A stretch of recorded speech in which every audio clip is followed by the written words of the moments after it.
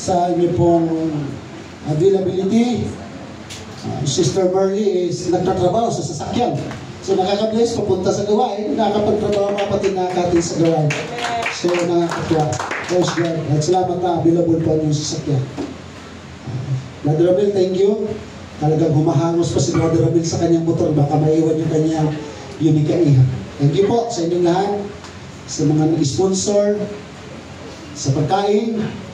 Maraming salamat po. Wala po kaming kayang ibayad sa inyo. Ang Diyos na po ang maghalang magbayad. At sa nagregalo po sa akin ng napakagandang shoes, maraming salamat po. The dream come true. Dahil may prayer, may tugon ng ating pong Panginoon. To God be the glory. Hallelujah. Are you excited for the message of the Lord? Amen? Sabihin mo sa iyong katabi, handa ka na ba? Kumamay ka ng 3, handa ka na ba? Handa ka na ba? Tayo na po yung lahat ng handa, mga kapatid. Praise the Lord. In John chapter 10, verse 14, ba't ganyan ang nangyari? Nakaso. Yun yung ating principal to be. Thank you po, ma'am, for your sacrifices. Sa lahat po ng mga kapatiran na first time pa lang po, welcome po sa gawain po ng ating pong Panginoon. Salamat sa ating pong dakilang Diyos at wala pang mga sasakyan doon na nagasgasan. Wala naman. To God be the glory. John chapter 10 verse 14, I am the good shepherd and know my sheep and am known of mine.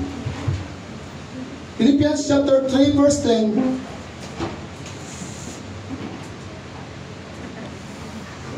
Ayan. That I may know Him. Philippians chapter 3 verse 10. Pwede ba natin isigaw lahat, mga kapatid? As long na mayroon kayong mga Bible. That I may know Him. That I may know Him. Philippians chapter 3 verse 10. And the power of His resurrection and the fellowship of His sufferings, being made conformable unto His death. Amen. Lahat ba dito kilala si Jesus? Amen. Paano natin nasisigurado kilala natin si Jesus? I know Jesus is. Kayo na po ang maglugtong, mga kapatid, kung paano niyo po kilala ang ating Panginoong Hesus Kristo. Okay na yan, ma'am. Doon na tayo sa I know Jesus. Amang ng Diyos, na dakilat makapangyarihan. We pray for your anointing. We pray for your holy presence. We pray for your knowledge, wisdom, Panginoon. Kayo po ang magturo sa aming lahat. Kayo po ang maghari sa aming kalagitnaan. Your power, your authority, Panginoon, ang siyang maghari. Walang kaaway, Panginoon, na pwedeng mag-distract sa bawat isa. Walang kaaway, Panginoon, na pwedeng gumambala sa bawat isa. Open our heart and mind. We will welcome ka namin, Panginoon, sa amin pong mga puso.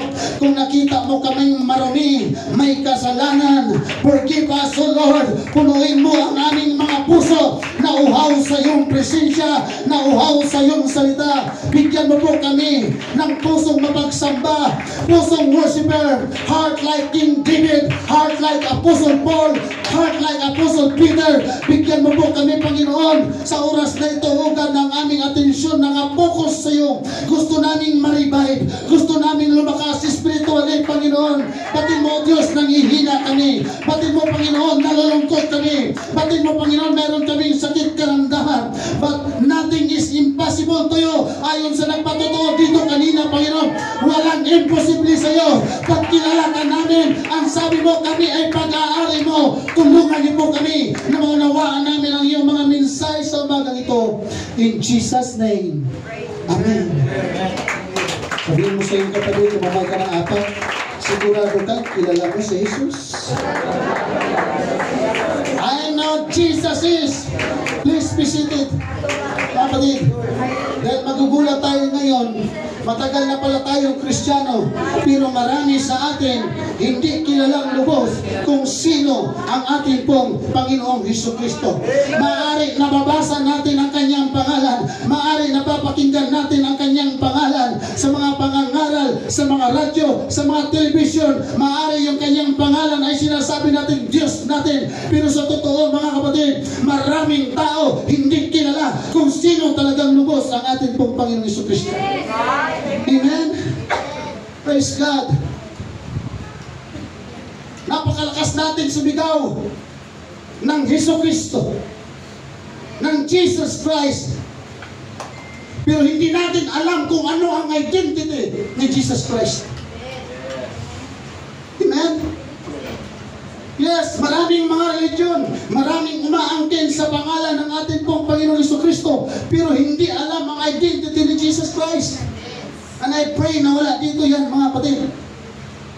That's why very important na tayo po ay nakaka-attend ng Sunday School, nakaka-attend ng mga gawain, nakakapakinig ng salita ng Diyos, dahil hindi sapat na mabasa lang natin ang pangalang Hesukristo. Kilala natin siya. Ang tanong, kilala ba tayo niya? Amen? Pag hindi natin alam ang karakter ng Panginoong Hesus, hindi natin masasabi kilala natin siya.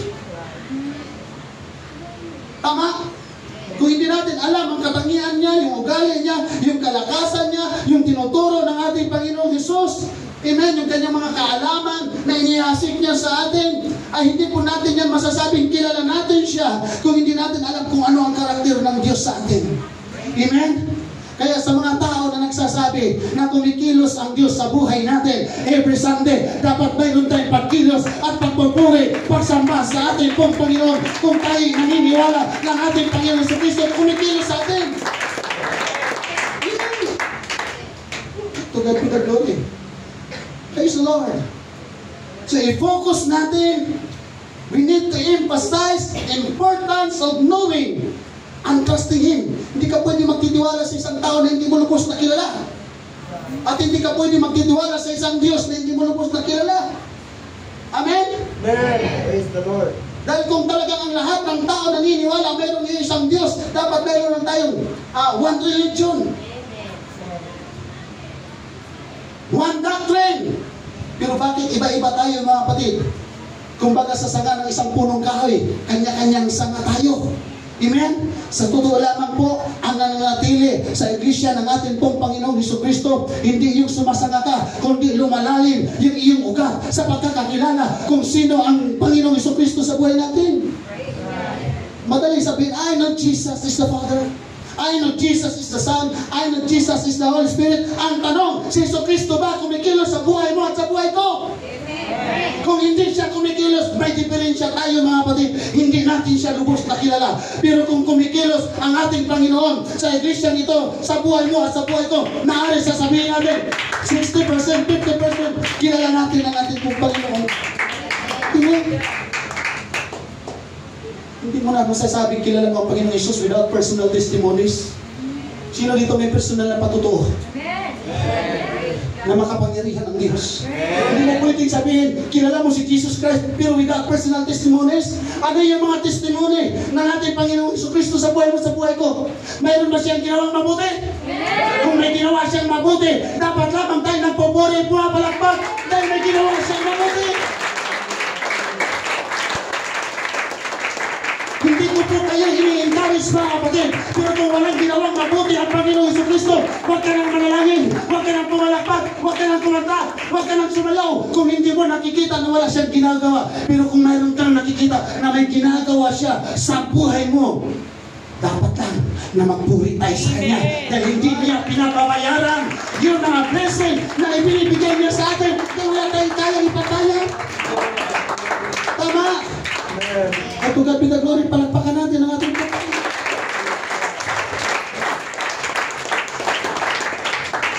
Kasi walang buhay ng isang tao na hindi magbabago kung kilala natin ang Panginoong Hesukristo. Pero kilala natin siya sa pangalan, pero lasinggiro tayo, bisyoso tayo, lahat minsan nagmumura pa tayo. Ay hindi natin totoong kilala ang Panginoong Hesukristo. Dinadaya lamang natin ang ating mga sarili, sinungaling tayo sa harapan ng Diyos. Amen. Sabi Sabi mo sa katabi, may nakita ka sa atin, may nabago ba sa akin? Pag nakarinig ka, hindi naman, parang kaya ka pa rin ng dati. Masakit na katotohanan yun.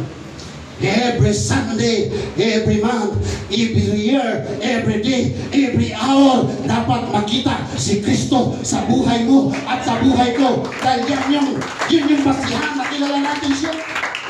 Amen. Nagturo ang ating Panginoong Jesucristo, magpakilala siya at mabago ang buhay natin. Kaya pag hindi tayo nagbabago, hindi natin siya lubos na kisara.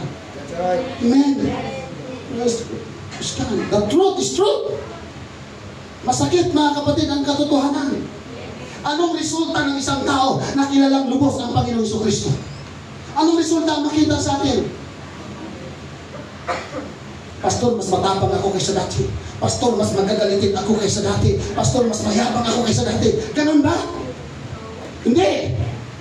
Ang taong tumanggap ng Espiritu ng Panginoon, binago ng Diyos, dating mayabang, ngayon kunti na lang.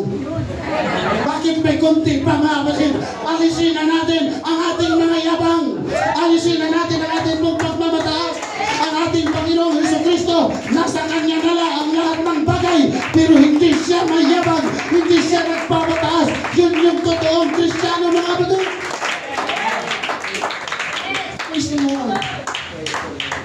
Iisa lamang po tayo sa karya ng Diyos. Iba ang laki ng ating katawan, iba ang tangkad, iba ang ating itsura sa lupa. Pero pagdating sa langit, iisa lang tayo mga kapatid. Sa harapan ng ating Panginoon. Praise God! Bakit nagbago ang buhay ng isang tao? Dahil hindi lamang tayo tagapakinig ng salita ng ating pong Panginoong Jesucristo, kundi ini-a-apply natin ang ating napakinggan. Kung pinatayan tayo isa-isa ni Sister Jack, mag-memorize tayo ng 50 verse, wala mga kapatid. Baka wala ni isa sa atin ang pumasa. Kasama ka, Pastor, malamang. Praise God. Ang totoong Kristiyano na kilala ang ating Panginoong Jesucristo, may alam tayo sa salita ng ating pong Panginoong Jesucristo. Palagpakan natin ang Diyos na Amen! Kailangan meron yung Word of God is a transformative power to change us. Hindi ka pwedeng baguhin ng anak mo, ng asawa mo. Hindi ka pwedeng baguhin ng kapatiran. The power of God is a transformative power. Yung kanyang mga salita. Ang siya nagbabago sa atin. Hindi ang UPC ang nagbabago sa atin. Hindi si pastor ang nagbabago sa atin. Amen?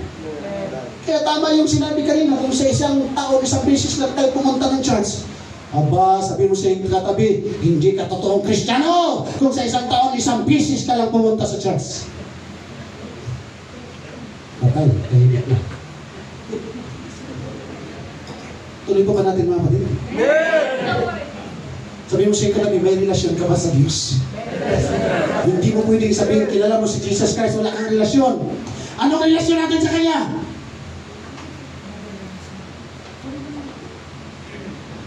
Sabi natin, may relasyon tayo sa Kanya. Anong relasyon natin sa Kanya? Ama natin siya. Tayo, anak, tagapagmana ng kayamanan.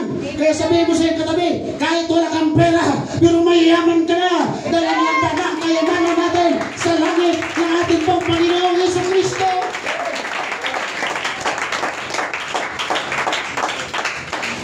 Lahat ba kaya magsabi ng I love you, Jesus? Sige daw po, parinig daw mga kapatid. I love you! Praise God.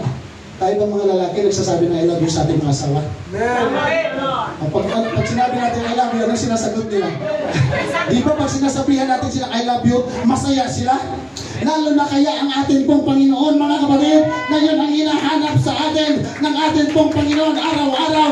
Na nawa yung anak kong pinagpala, nawa yung anak kong pinagaling, yung anak kong pinagpala, nawa araw-araw makaalala siyang magtaas ng kamay, magpuri, sumamba sa ating pong Panginoon Diyos.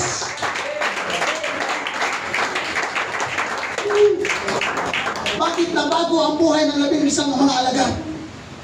Dahil nakilala na niyang lubos ang ating pong Panginoong Jesucristo. Kaya nung pagsabi ng Panginoon kay Peter, Peter, sumunod ka sa akin. Sunod ka agad si Peter. Kilala niya eh. Tayo minsan hadlang sa ating mga anak at asawa, mga kapatid. Pagsunod sa kalooban ng Diyos. Tama ba? Nawa, huwag tayong maging hadlang. Kung tayo'y asawa at ang ating anak at mga asawa ay gusto magpurit sumamba sa Diyos, magtuwa ka na, magsaya ka na. Kaysa mga sasbungan yan at saka sa inuman mapunta yan. Tama ba mga kapatid? Amen. Bakit nabago ang buhay ni Nicodemus? Praise the Lord. Brother Sherwin's Nature Springs. Sino kaya talagang mauna sa inyo? Huwag kayong mag-alala. Dahil nung nag-pray tayo ng sasakyan, nag-pray tayo kung sino mauna. Nung may nauna, sunod-sunod na. Ay kung mayroong tubigan dito, lahat kapatiran. Hindi okay? Brother Jess? Okay. Wala problema. Lahat ng area dito, Brother Rod. O sa Muson, Sister Che, mga water station, puro UPC. Di ba kayo masaya noon, mga kapatid?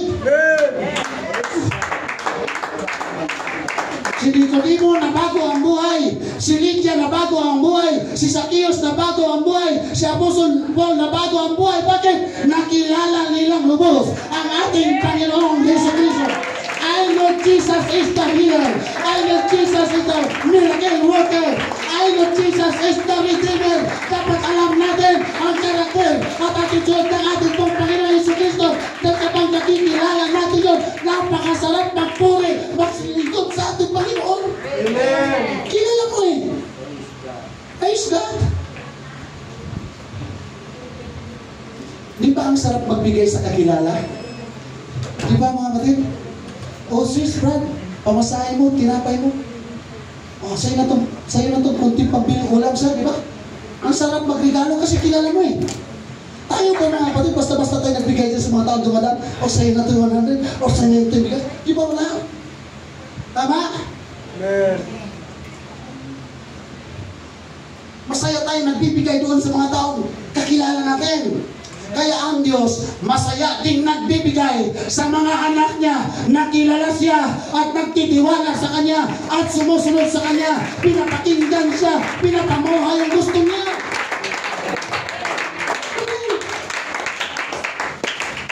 Jesus Christ is the way. Hindi tayo makakarating sa langit kundi sa pamamagitan ng ating pong Panginoong Jesucristo. Sabihin mo sa iyong katabi, kaya ka nandito dahil gusto mo ng langit, kaya manatili tayo sa ating pong Panginoong Jesucristo. Dahil pag napunta tayo sa ibang Diyos, sino magliligtas sa atin? Walang ibang Diyos na pwede magligtas sa atin. Si Jesus Christ lang. Amen. Your God and my God is the way, the truth, and the life. Wala nang ibang katotohanan maliban sa Kanya. Wala nang ibang buhay na walang hanggan maliban sa Kanya.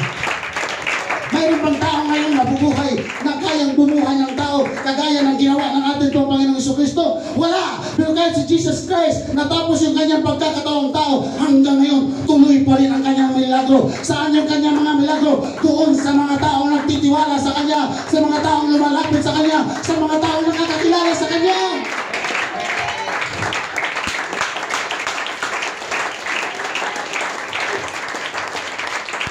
Kaya sa Acts chapter 4 verse 12, sinasabi ng Bible, wala nang ibang pangalan sa silaw ng langit sa ikakaligtas natin mga tao. Kaninong pangalan?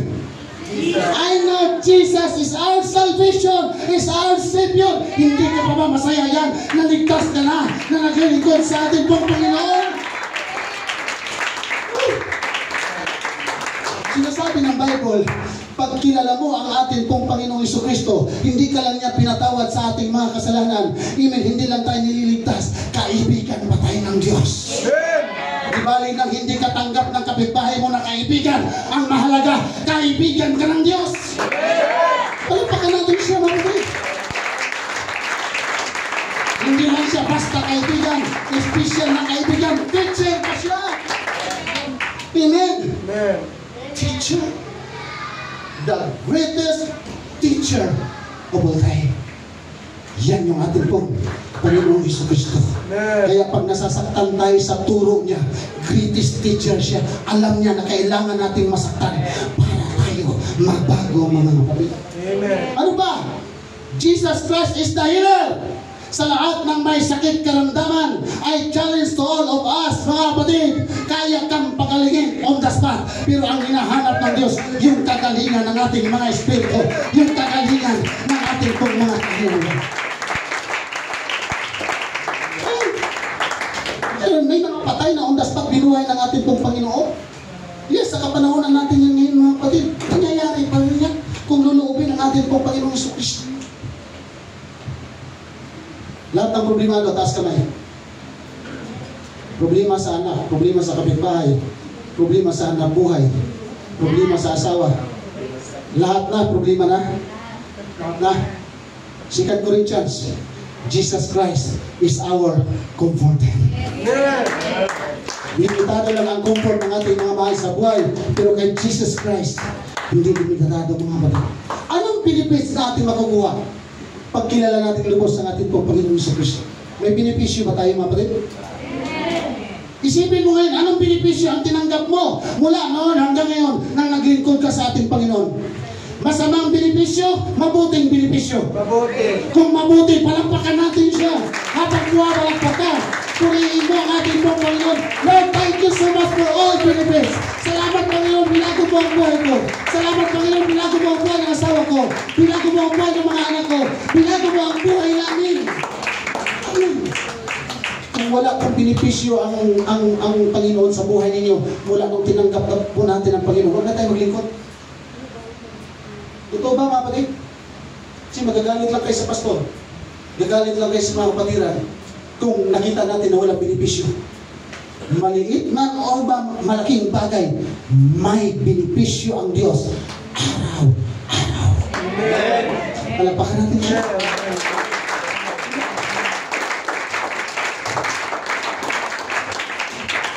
Sino dito kaya manalangin ng 3 oras? Taas kamay. Allah, kaluoy. Na, pastor, hindi ka rin nakataas eh. Hindi, dinamayan ko kayo mga kapatid. I am not Jesus. Pero ayaw ko mag-pray. Kilala natin si Jesus, di tayo nag-pray. Bakit tayo nag-pray? Sagot! Mag-pray para thank you. Thank you ba? Para mapatawad ang kasalanan. Bakit tayo nag-pray? Ang makakasagot dito yung mahaba yung prayer. Bakit tayo nag-pray? Ano ba? Ano ba? Yung ibang hindi nakakasagot, nag-pray ba kayo? Sabi pa naman Bible, may impirno ang nagsisinungaling. Kilala natin si Jesus, hindi tayo nag-pray. Hindi tayo totoong Kristiyano. Dahil totoong Kristiyano, gustong-gustong mag-pray. Bakit tayo nag-pray? Dahil sa ating mga prayer, tumutugon ang Diyos sa ating pong mga pangangailangan, mga kapatid.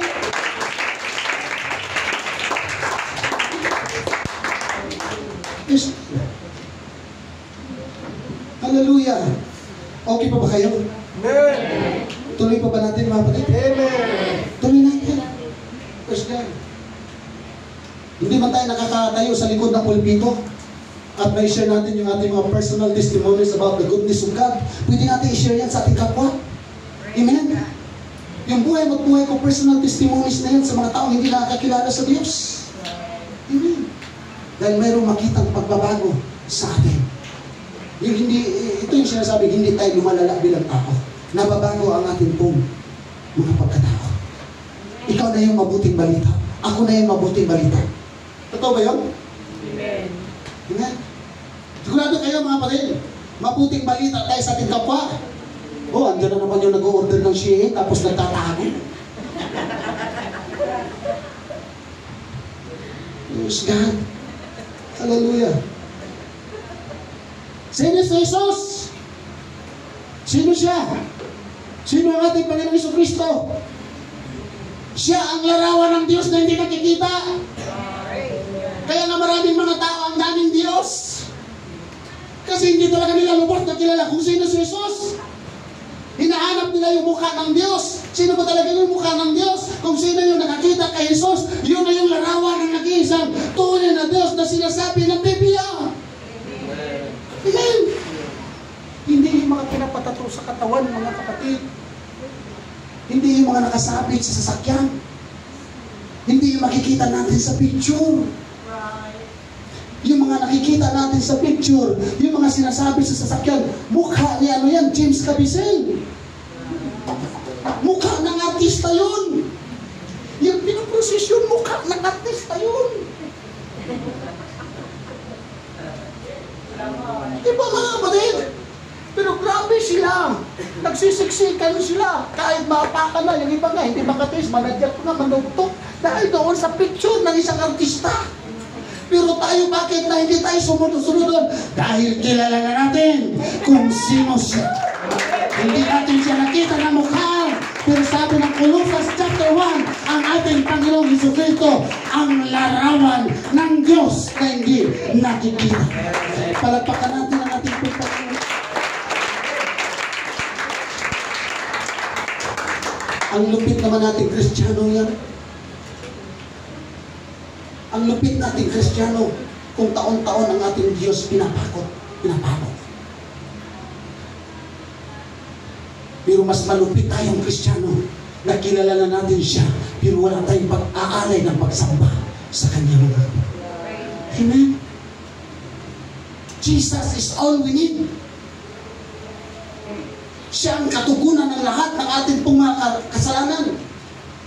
He is the answers of all our struggles. Sa Kanya na ang lahat ng katugunan ng ating pong pangangailangan. Pero bakit nagdadaw tayo lumapit sa Kanya? Kasi hindi natin siya lubos na kilala. Kasi tamad tayong Kristiyano. Pastor, bago pa lang kami, okay, no problem. Pero pag matagal na tayo, pero pag nagdadaot pa rin tayo at hindi natin lubos na kilala ang ating pong Panginoong Jesucristo, may diferensya tayo mga kapatid. Kahit kailan hindi pwede magkaroon ng diferensya ang Diyos sa atin. Tayo palagi ang nagkakaroon ng diferensya sa Diyos. Magbago na tayo kung lubos natin kilala ang ating pong Panginoong Jesucristo. Amen? Dahil kapag tayo nagtitiwala sa Diyos, tayo po'y tutulungang lubos ng Panginoon. Sa lugar ng Arizona, mga kapatid, may isang pastor, binaril habang nangangaral sa pool, sa ulo. Dead on arrival. Pagdating ng hospital, hindi na na-revive ng mga doktor. Dahil patay na. Nag-pray yung asawa ng pastor. Tingnan niyo po yung kahalagaan ng prayer. Itong prayer pa naman, ito yung binabaliwala natin. Nagbababa tayo ng cellphone kay scroll. Pagdating ng prayer, minsan 1 minuto, segundo nga lang, tapos na tayo. Pero hindi natin alam, prayer ang number 1 kailangan natin. Nag-pray yung asawa. Nag-pray yung anak ng pastor. Nag-pray yung mga kapatiran. Yung patay na buhay. Hindi na buhay yung patay. Nagpapalakpakan sila. Nag-aawitan sila. Sumasay sila. Nabuhay yung patay dahil sa prayer. Nagulat ang mga doktor. Walang diferensya yung utak. Dahil pag oras na ang tao tinamaan na yung utak, magkaroon ng diferensya yung ating pagsasalita. Muling nabuhay. Normal. Dahil sa prayer. Bakit sila nag-pray? Dahil yung asawa ng pastor, yung anak ng pastor, yung mga kapatiran, kilala nila kung sino si Jesucristo. Ito yung Diyos na makapangyarihan. Sabi ng ating kapatid, walang imposible sa ating pong Panginoon na pwede kayo patay at lumpo ka. May prayer tayo sa ating pong Panginoon. Pwede magkaroon ng himala sa ating pong mga buhay. Kaya sa umagang ito, mga kapatid, mag-umpisa ka ng manalangin. Mag-umpisa na ito mag-pray.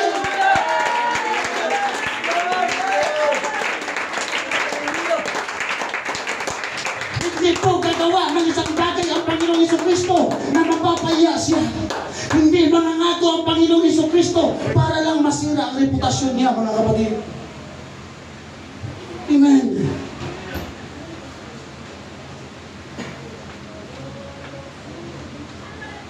Pakilig po, please.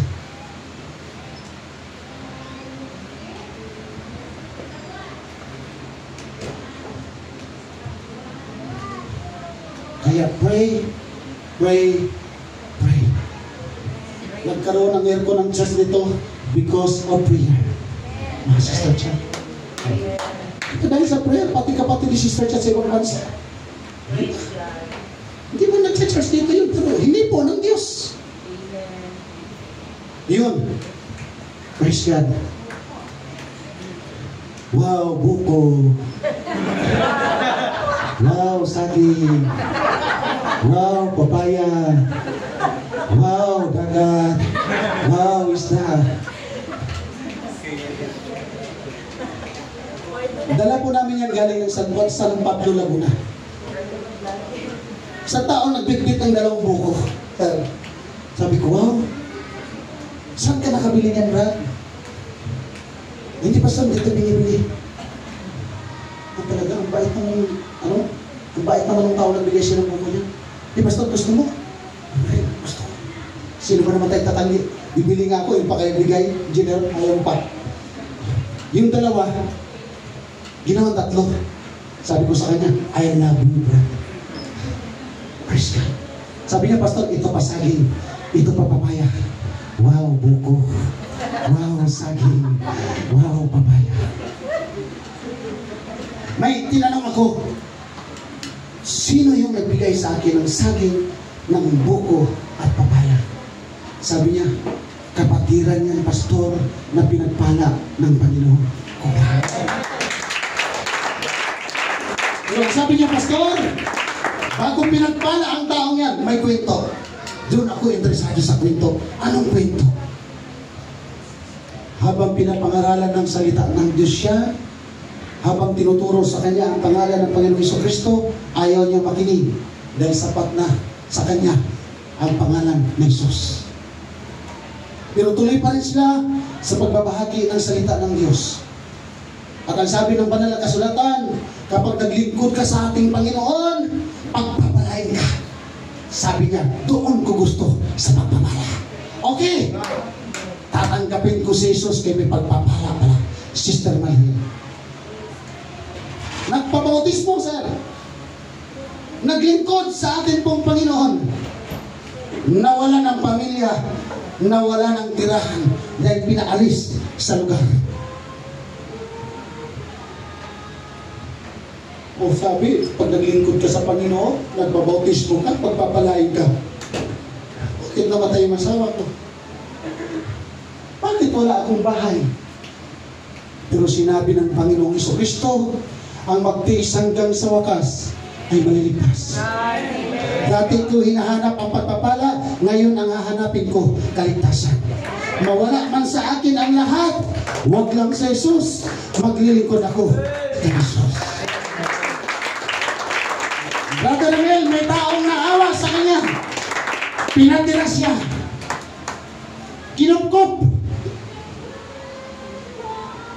Isang taong mayaman, may higit 50 hektaryang lupa na may sagingan, may niyugan, at may papaya. Bago namatay yung taong kumupkop sa kanya, ay gumawa ng isang kasulatan, Sister Beth, na ang taong ito, lahat ng niyog, saging at papaya at 10 hektaryang lupa sa kanya.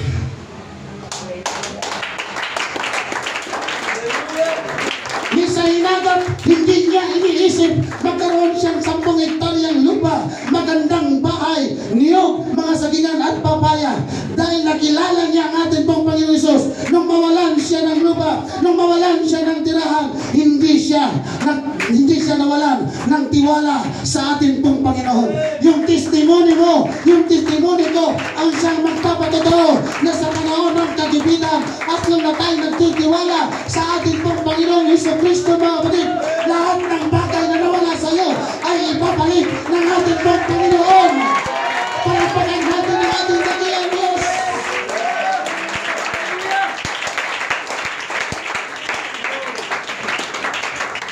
Isang kapatiran sa Bulacan, 30 million ang kapalit ng kanyang kaluluwa.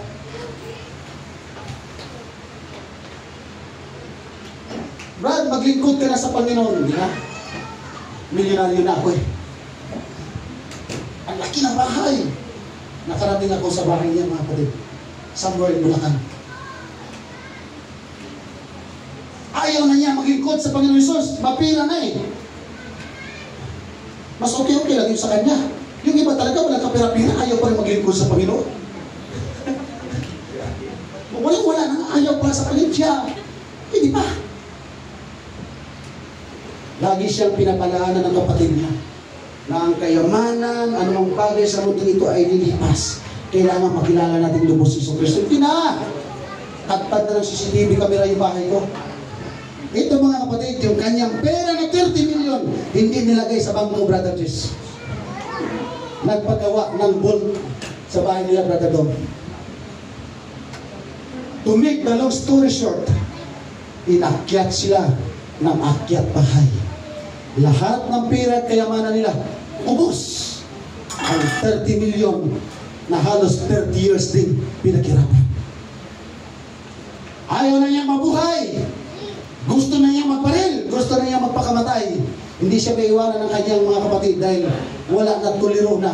Hanggang isang araw kung saan niya nilagay ang kanyang pera, doon na siya nagkukulong, Brother Gilbert. Ayaw na niyang lumabas doon. Ayaw na niyang kumain dahil gusto na niyang mamatay roon. Pinapasara niya yung lagaya ng pera, Brother Rod. Pero hindi sumuko yung kanyang pamilya na lumapit, manalangin at maglingkod sa ating pong Panginoon.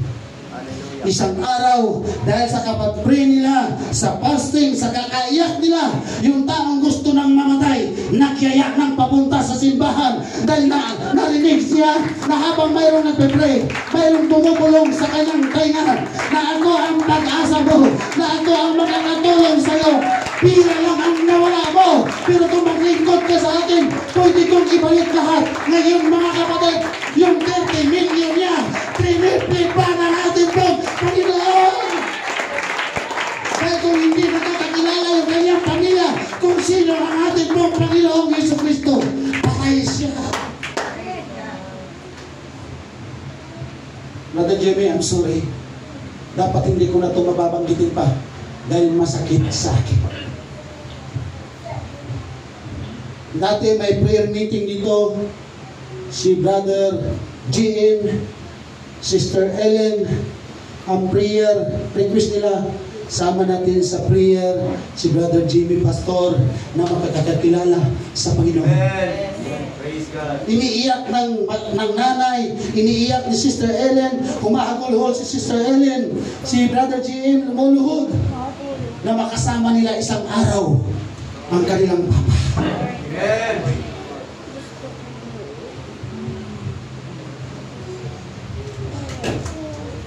Kinukumusta ko Sister Ellen. Pastor, isama lang natin palagay sa prayer si Brother Jimmy dahil alam ko isang araw gagawa ng paraan ng ating pong Panginoon. Ang masakit at mabigat na paraan na ginawa ng Diyos, mawalan sila ng isang anak, mga kapatid. Pero tingnan niyo po ngayon, tumanggap si Brother Jimmy sa pangalan ng ating ikaw at ako, mga kapatid, may nananalangin sa atin at ang Diyos ay tumugon. Minsan masakit ang ginagawa ng Diyos, pero pag maunawaan pala natin yung isang bagay, mahal pala tayo ng ating pong Panginoon dahil ang gusto ng Panginoon, makilala natin siya, paglingkuran natin siya. Tayo po tayo lahat, Gabriel. I feel the presence of the Lord. Alam ng Panginoon may pangangailangan ka. Alam ng Diyos may pangangailangan tayo. Now, dapat kailangan natin